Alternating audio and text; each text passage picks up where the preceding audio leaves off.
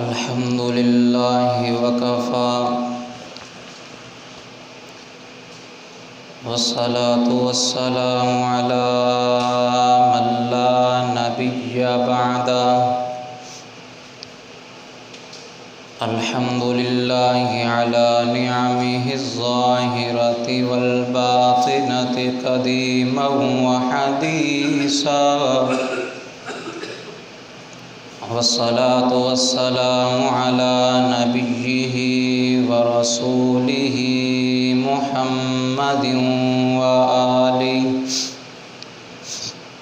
وصحبه الذين ساروا في نصرة دينه سيرا حثيثا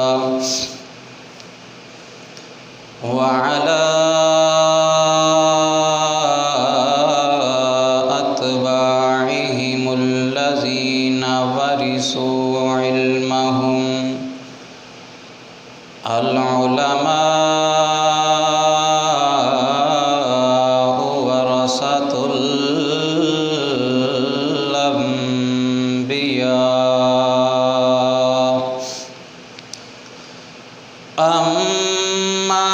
بعد فأعوذ بالله من الشيطان الرجيم بسم الله الرحمن الرحيم وقال ربكم ادعوني أستجب لكم إن الذين يستكبرون عن عبادتي سيدخلون جهنم داخرين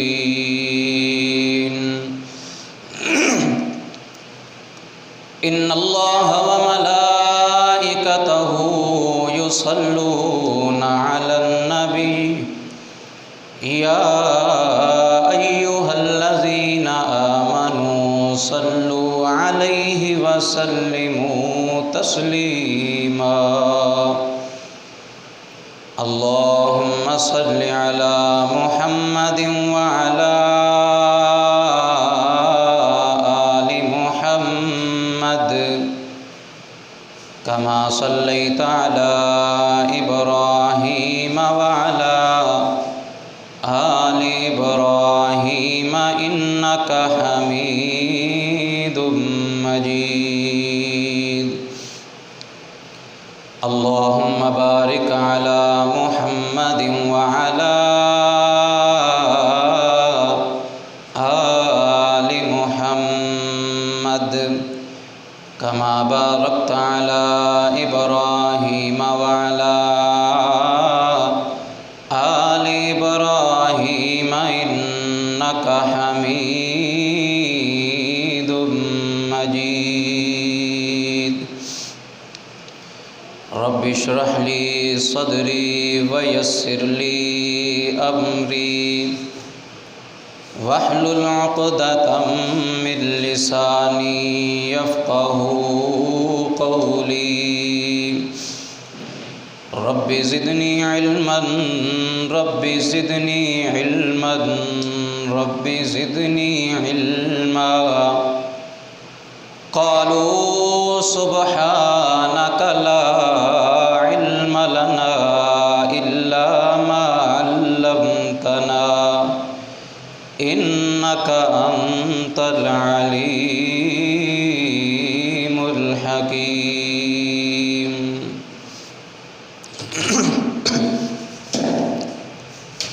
انتہائی قابل عزت و احترام معزز محترم سامعین کرام، اللہ تبارک و تعالی کی لا ریب اور بے عیب کتاب قرآن مجید فرقان حمید میں سے ایک آیت کریمہ مقدسہ مطہرہ اور معلیٰ آپ احباب کے سامنے تلاوت کرنے کا شرف حاصل ہوا ہے۔ دعا ہے خالق کائنات رب لم یزل کے دربار میں کہ وہ ذات حق مجھے صحیح آیت مطلوبہ کا معنی مطلوبہ اور مفہوم مقصودہ بیان کرنے کی توفیق عطا فرمائے، اور بیان کے بعد فریقین کو اس پہ عمل کرنے کی بھی توفیق عطا فرمائے۔ سامعین محترم، آج کے اس پرفتن دور میں طرح طرح کے خرافات اور طرح طرح کے فتنے جنم لے رہے ہیں۔ ہمارے اس معاشرہ میں بہت ساری خرافات پیدا ہو گئی، جس کی وجہ سے حالات دن بدن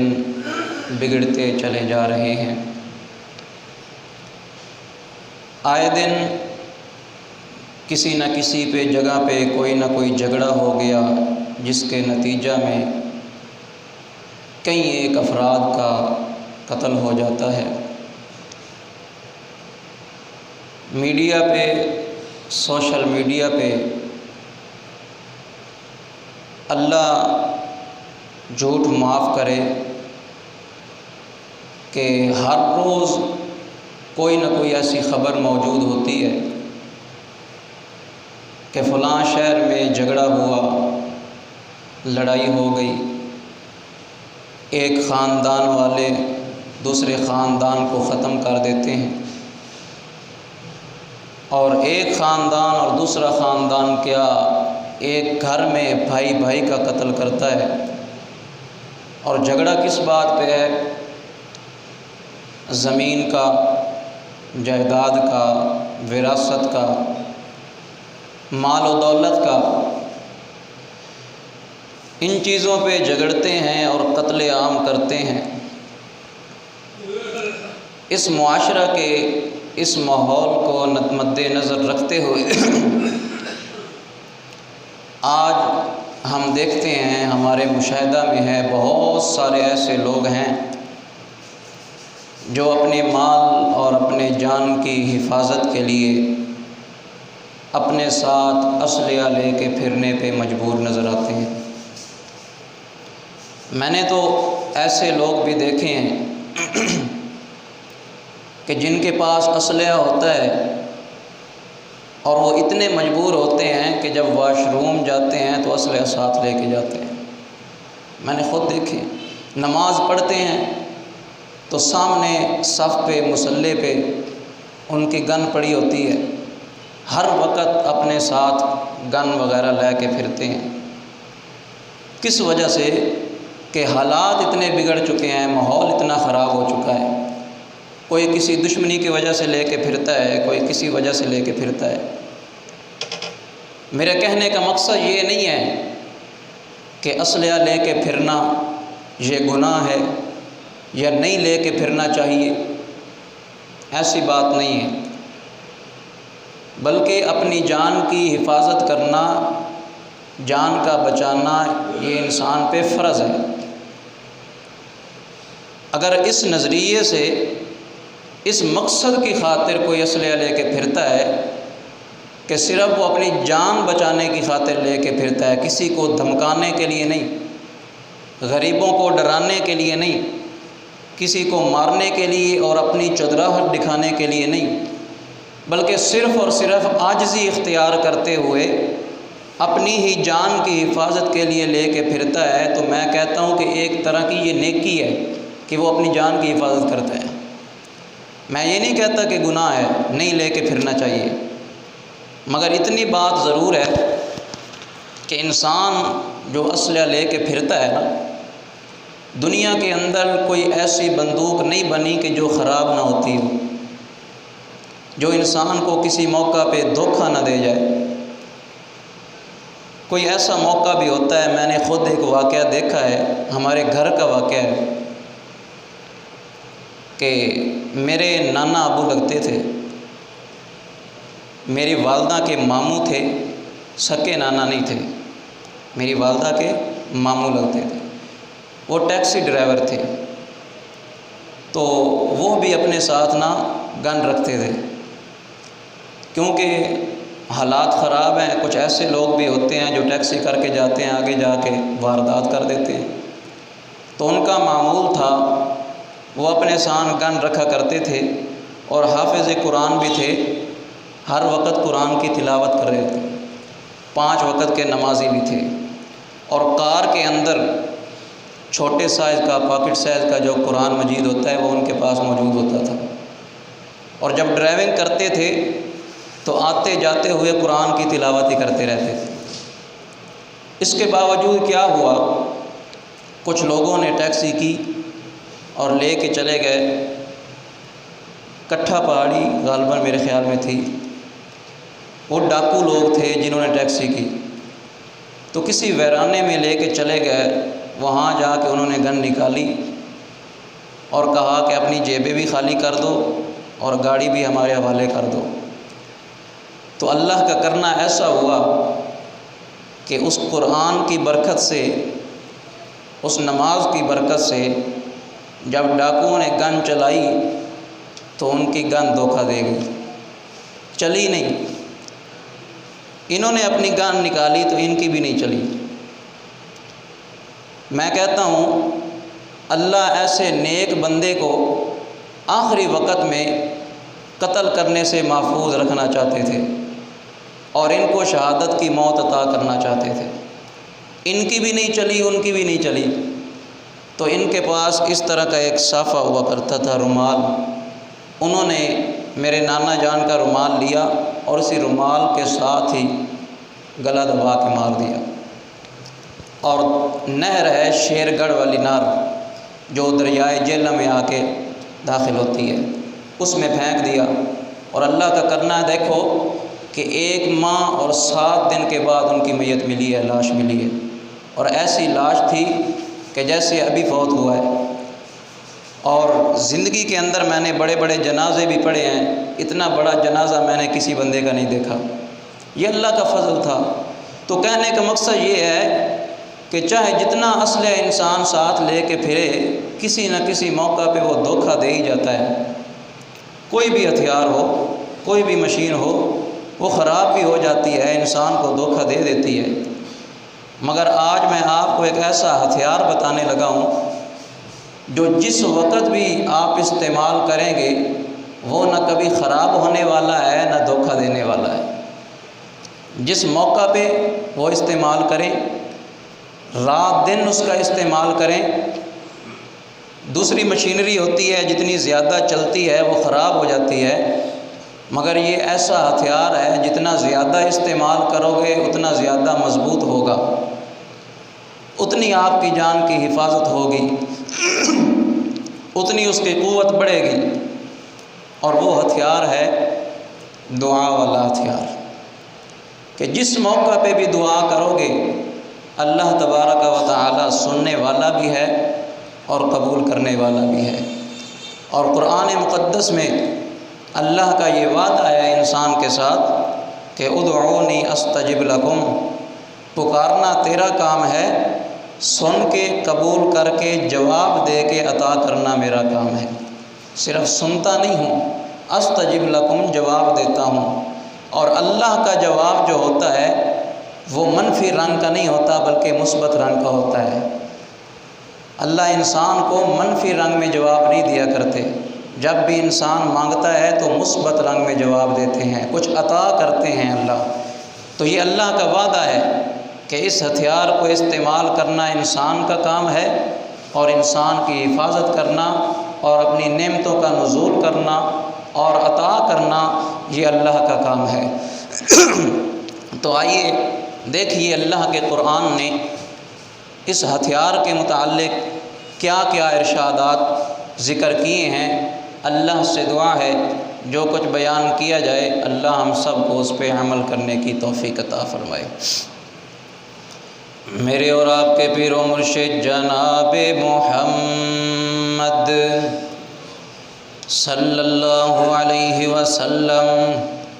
میرے آقا کے سینہ پاک پہ نازل ہونے والا اللہ کا قرآن بیان کرتا ہے۔ اللہ فرماتے ہیں أَمَّن يُجِيبُ الْمُضْطَرَّ إِذَا دَعَاهُ وَيَكْشِفُ السُّوءَ وَيَجْعَلُكُمْ خُلَفَاءَ الْأَرْضِ أَإِلَٰهٌ مَّعَ اللَّهِ قَلِيلًا مَّا تَذَكَّرُونَ۔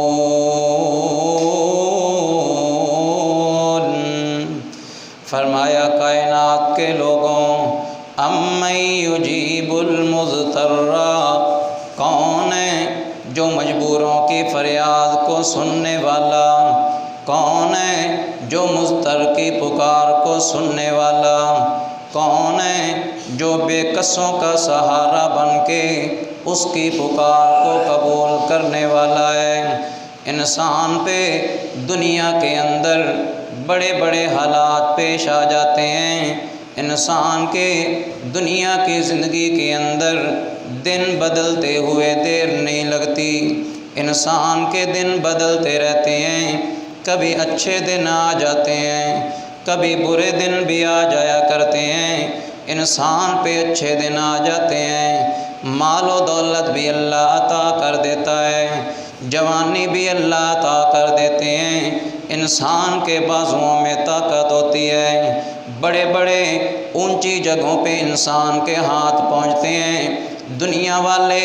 انسان کے پیچھے لگے ہوتے ہیں، کوئی اس کی دولت کا دیوانہ ہو جاتا ہے، کوئی انسان کی جوانی کا دیوانہ ہوتا ہے، کوئی اس کے پیچھے لگ کے اس کو سلام کرتا ہے کہ اس کے بڑے بڑے افسروں کے ساتھ اس کے تعلقات ہیں، بڑے بڑے ججوں کے ساتھ اس کے تعلقات ہیں۔ انسان کی واہ واہ دنیا کے اندر ہوتی ہے،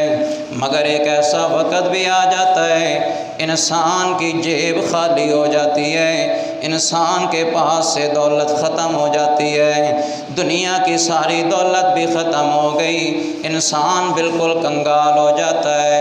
پھر جس جوانی پہ انسان کو بڑا مان ہوتا ہے، جس جوانی پہ انسان بڑا غرور اور تکبر کرتا ہے، وہ جوانی بھی ختم ہو جاتی ہے، اس کی جوانی بڑھاپے میں تبدیل ہو جاتی ہے، اس کی طاقت کمزوری میں تبدیل ہو جاتی ہے۔ پھر کیا ہوتا ہے؟ انسان کی ہڈیاں بھی کمزور ہو جاتی ہیں، انسان کی کمر بھی جھک جاتی ہے، انسان کے ہاتھ کانپنے لگ جاتے ہیں۔ جب ایسی حالت میں انسان پہنچتا ہے، اس وقت اپنے بھی چھوڑ جاتے ہیں، بیگانے بھی منہ موڑ لیتے ہیں، ساری دنیا والے چھوڑ جاتے ہیں۔ جو کسی حال میں انسان کے آگے پیچھے پھرا کرتے تھے، آج وہ بھی انسان کے بیگانے ہو جاتے ہیں۔ انسان پہ ایسا وقت بھی آ جاتا ہے کہ انسان کی اپنی اولاد بھی انسان کو چھوڑ جاتی ہے۔